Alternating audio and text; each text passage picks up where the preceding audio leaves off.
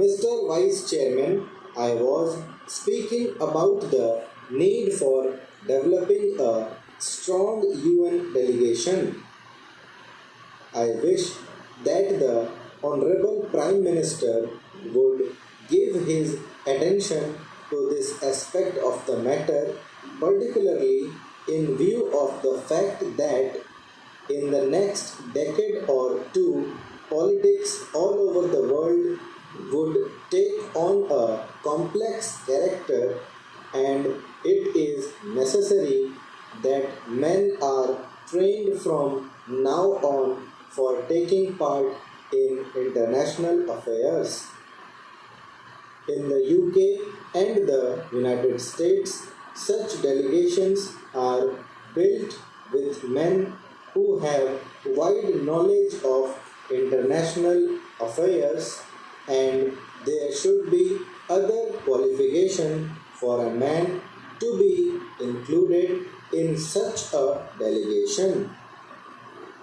In this connection, I should also like to mention that it is time for government to develop sound conventions regarding the conduct of foreign affairs. In the United States, they have accepted the principle of bipartisan consultation on important affairs of policy. For example, when President Kennedy stood for election, President Eisenhower, even during the period of the conduct of the campaign of President Kennedy, kept him informed about major developments in foreign affairs. We have seen our government sending troops out of this country to the Congo, and at that time I had raised the point that before troops left our country for any assignments of an unusual character like the Congo assignment, members of the opposition should be informally consulted.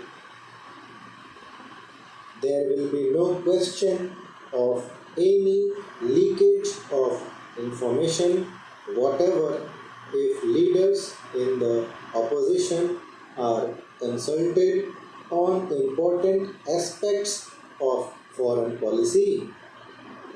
The consultative committee of the External Affairs Ministry does go some way to meet the needs of exchanging information about foreign affairs, but the informal consultation of the kind that I mentioned, where the leader of the opposition and leaders of other parties are called and told by the Prime Minister about unusual developments, would strengthen the convention that the foreign policy of the country has the support not only of the Congress party but also of the entire country.